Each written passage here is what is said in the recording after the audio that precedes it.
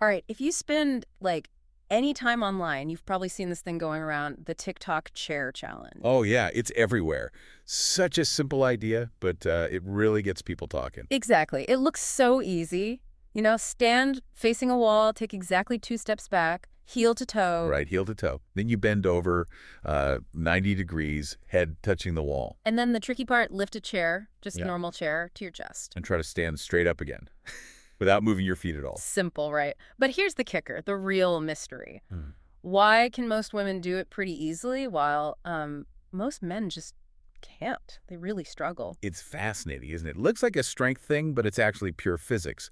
And the core concept, well, it boils down to something called the center of mass, or sometimes center of gravity, COG. Center of gravity. Okay, so break that down. What is that exactly? Basically, it's the single point in your body where, for calculation purposes, all your mass is concentrated.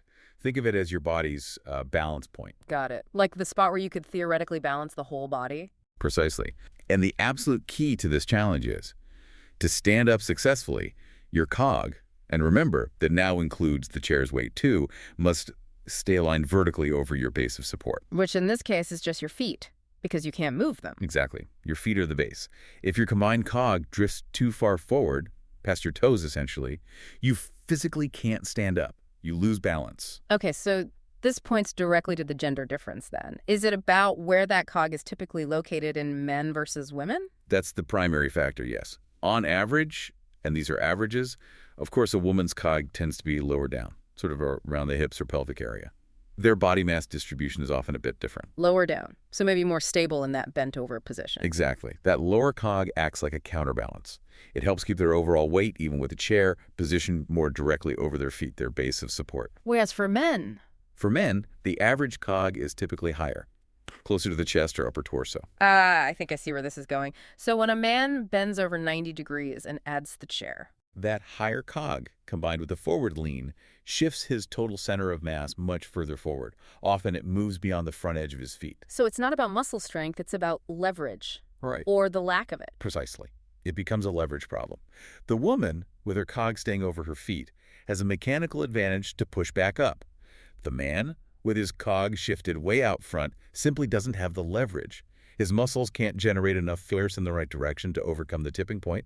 Physics just says no. That makes so much sense. And there's another piece too, right? Something about foot size. Yes, that often contributes. The instructions are specific.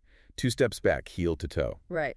Since men, on average, have larger feet, those 2 steps place them physically farther away from the wall compared to most women taking their 2 steps. Ah, so starting further back forces them into an even more extreme forward bend. Exactly. It worsens the angle, pushes their COG even further forward relative to their feet, making it even harder, maybe impossible, unless they have, say, unusually long arms or a different body proportion.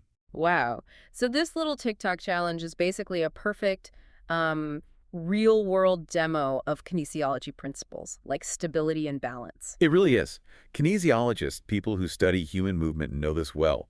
Structures, including the human body, are inherently less stable if they have a high center of gravity or a small base of support. Which is why if you want to be more stable, you instinctively widen your stance or bend your knees, right?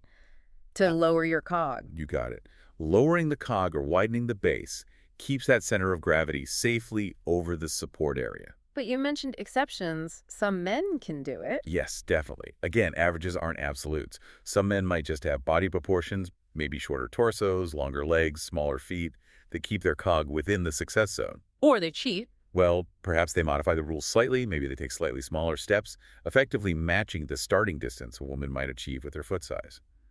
The physics doesn't change, but changing the starting conditions can change the outcome.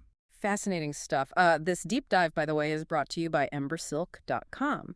If you're looking into AI, education, or integration, check out embersilk.com.